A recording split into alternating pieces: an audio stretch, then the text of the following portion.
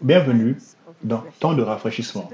Le sujet d'aujourd'hui est un sujet très intéressant intitulé Pour qui est-ce que l'horloge tourne? Ecclésiaste 3.1 dit qu'il a fait toutes choses belles en son temps.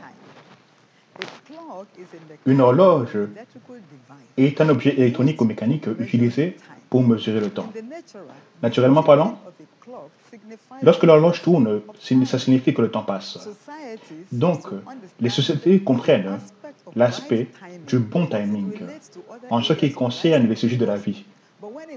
Et en particulièrement pour le mariage, l'âge est devenu l'un des déterminants majeurs du temps d'une personne pour se marier.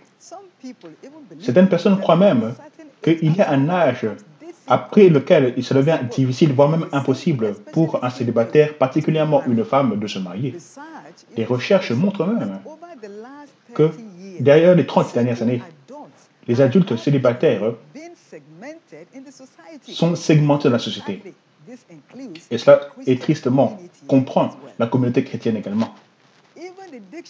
Dans le dictionnaire même, il définit le temps de célibat comme étant une phase de la vie pour ceux qui ont dépassé l'âge du mariage.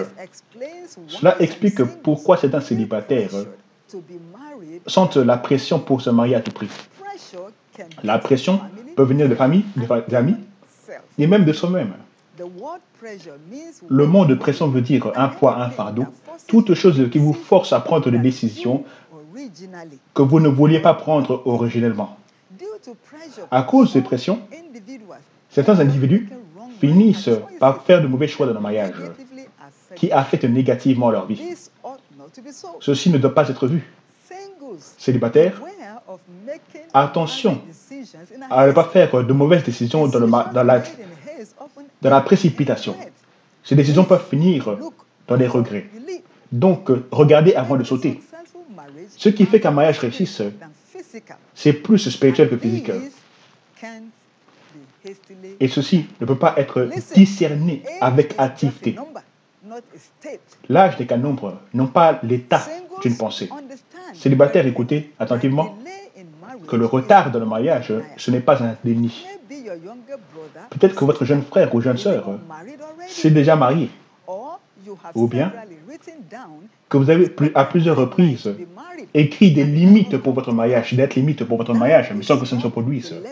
Mais ça ne doit pas vous faire croire que votre futur marital est foutu. Il y a des cas de plusieurs individus dont les plus jeunes frères ou sœurs se sont mariés avant même eux. Pourtant, vous devez vous rappeler que votre temps avec Dieu est unique. N'ayez pas honte. Ne vous sentez pas incomplet parce que vous êtes célibataire. Votre destinée maritale glorieuse deviendra une réalité au nom de Jésus-Christ. Récemment, j'ai observé une vidéo d'un couple et la femme vient à peine de se marier à l'âge de 60 ans pour la première fois. Une femme très forte, une femme chrétienne très forte.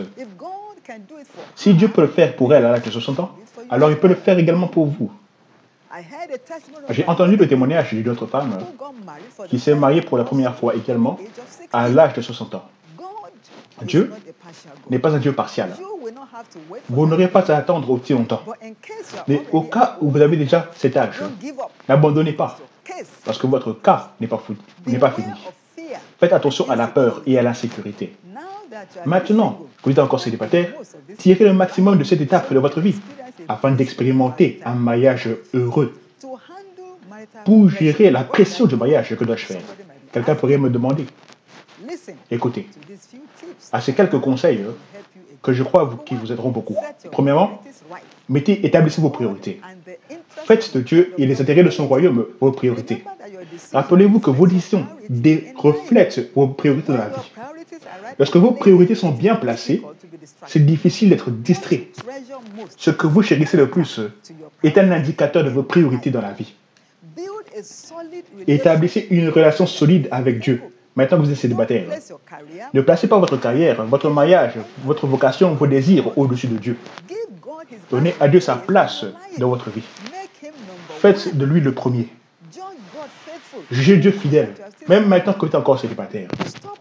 Arrêtez de pointer un doigt accusateur à Dieu. Il n'est pas la raison pour laquelle vous êtes encore célibataire maintenant. En réalité, il est celui qui pourvoira la solution à votre situation. Ensuite, trouvez votre but de votre vie et poursuivez-le. Vous pouvez toujours remplir votre but sur la terre, même en tant que célibataire. Le but est ce que Dieu a dessiné pour vous, que vous essayez de devenir. Voyez, ne permettez pas les désirs de se marier vous dérober de votre raison d'exister. Ne laissez pas le mariage vous définir. Assurez-vous de faire un usage productif de vos années de célibat en vous investissant dans votre destinée et dans celle des autres. Et c'est très important également. Cherchez à être une bénédiction à l'humanité. Rappelez-vous que maintenant que vous êtes racheté pour être une bénédiction pour les autres, Dieu a un dépôt en vous qui est riche et qui doit s'écouler vers les autres. En vous, il y a une solution que le monde attend en ce qui concerne les défis et les situations de la vie. Ne gaspillez pas votre potentiel. Rappelez-vous que dans les Écritures, Élie, Élisée, Daniel, Anne, Marie, Marthe, Silas, Lydie, parmi d'autres, étaient tous des célibataires, mais ils étaient fervents en esprit. Et dans leurs jours, ils ont influencé le monde positivement. Donc, célibataires, peu importe votre âge, arrêtez de compter à quel point vous êtes âgé.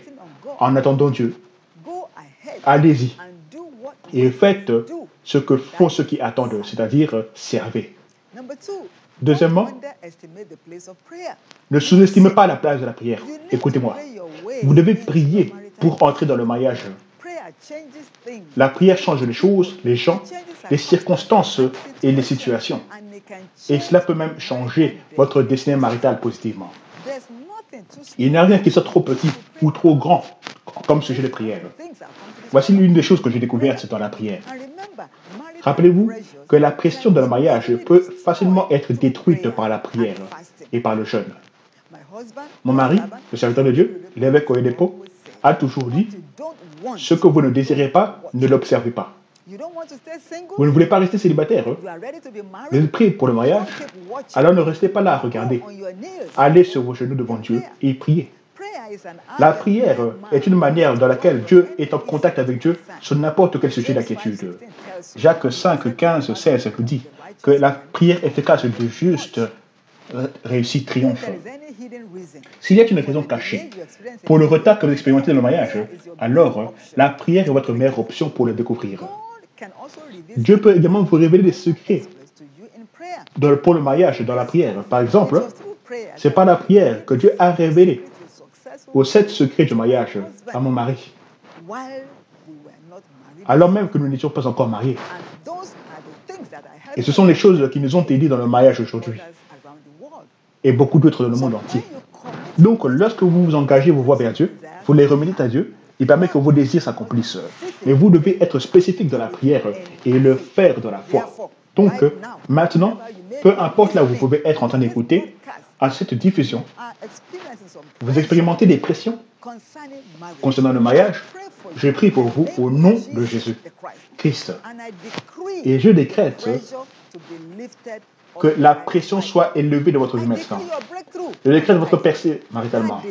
Ce retard, au nom de Jésus-Christ, s'arrête aujourd'hui. Troisièmement, gardez vos émotions sous contrôle alors que vous attendez encore. Ceci est très important. Afin de dépasser les pressions dans le mariage, de triompher d'elles, vous devez apprendre comment garder vos émotions sous contrôle. Les émotions sont des sentiments instinctifs tels que l'amour, la haine, la peur, l'anxiété, l'inquiétude, l'orgueil. Et la liste continue. Elles déterminent vos attitudes et jusqu'où vous allez aller dans la vie. Tout le monde a des émotions.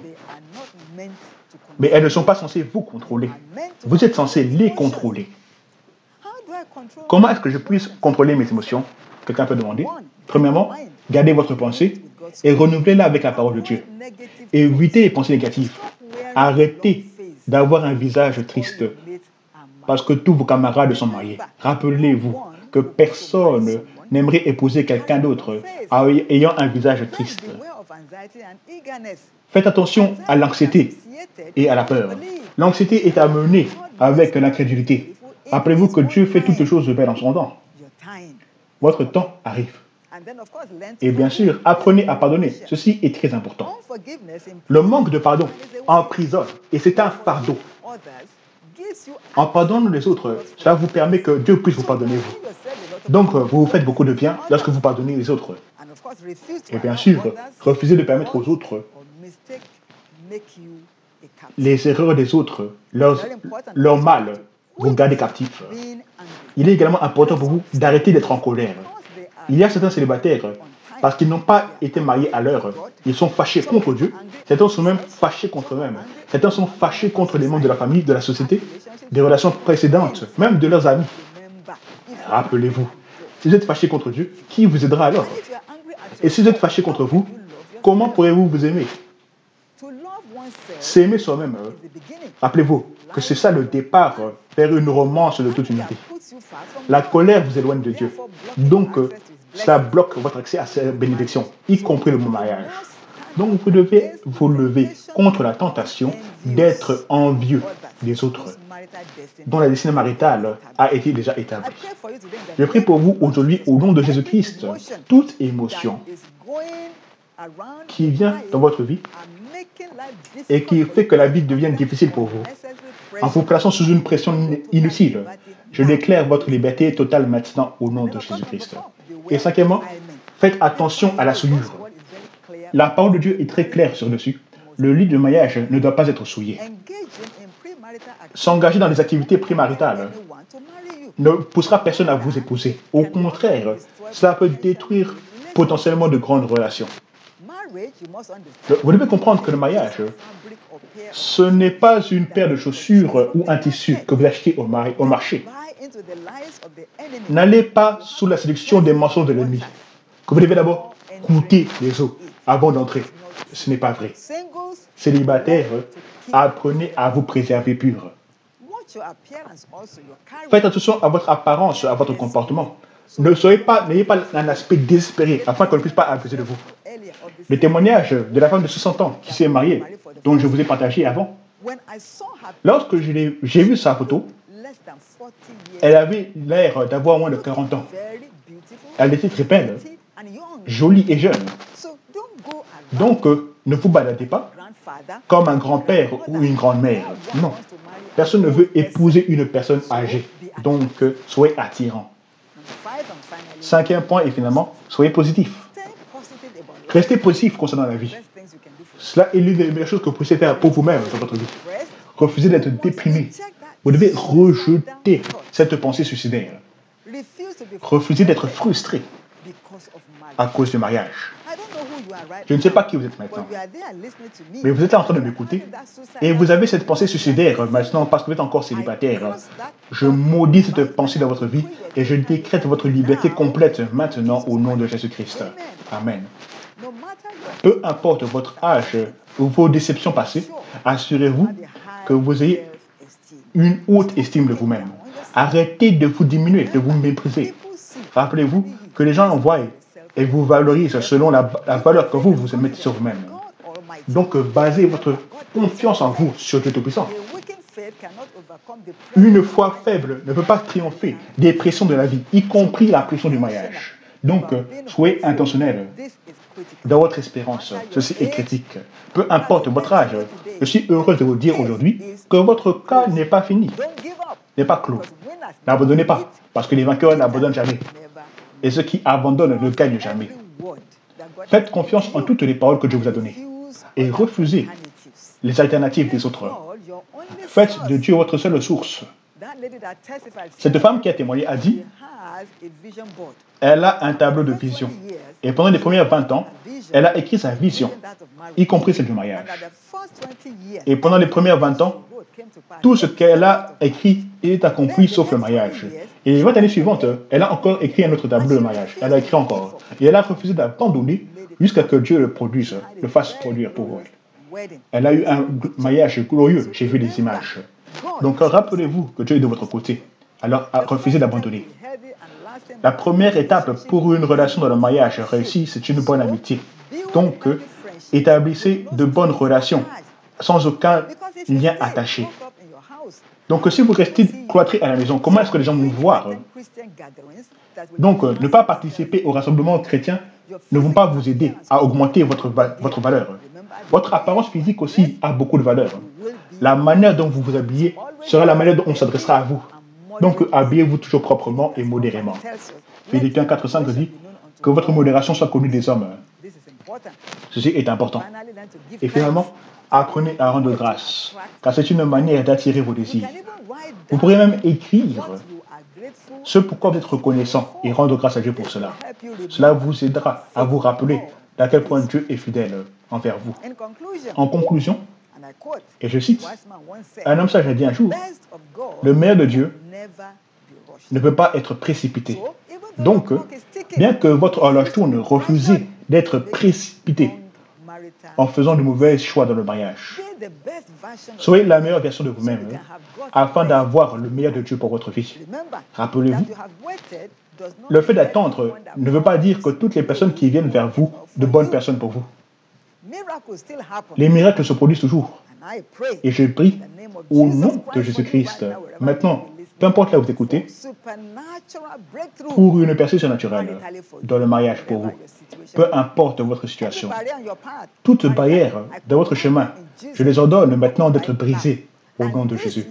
Et cette année, mon Dieu vous surprendra. Votre témoignage marital sera un témoignage glorieux au nom de Jésus. Alors que je conclue, êtes-vous nés de nouveau? Courbez vos têtes maintenant et priez ensemble avec moi. Oh Dieu, aujourd'hui, je viens à toi. Je suis un pécheur. Jésus, sauve-moi. À partir d'aujourd'hui, je suis ton enfant. Au nom de Jésus. Amen. Félicitations. Si vous avez fait cette prière, vous êtes maintenant né de nouveau. Inscrivez-vous sur le site internet que vous trouverez sur votre écran et remplissez le formulaire de ce qu'il faut. Et envoyez votre témoignage à l'adresse mail et connectez-vous à nos réseaux sociaux que vous trouverez sur votre écran. Et rappelez-vous toujours, Dieu est trop fidèle que pour échouer. On se voit la prochaine fois. Dieu vous bénisse. Au revoir.